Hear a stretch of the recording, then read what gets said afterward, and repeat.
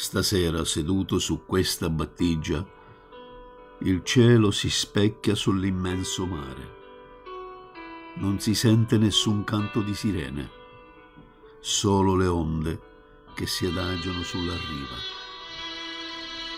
Una leggera brezza e le stelle come tetto. Le lucine delle barche si vedono in lontananza.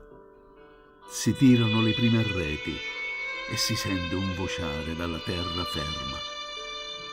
Apprezzo le cose semplici, le emozioni di tutti i giorni, la pace e il silenzio del mare, e i ricordi vanno a letto.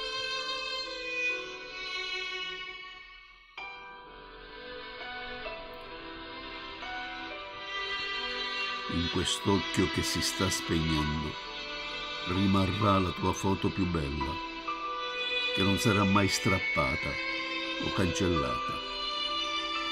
Vedrò il mondo da un'altra prospettiva, metà di me e metà di te, e le mani che si uniscono. Ma ti guarderò come la prima volta che hai riempito la mia vita. Ma in quell'occhio ci sarai solo tu.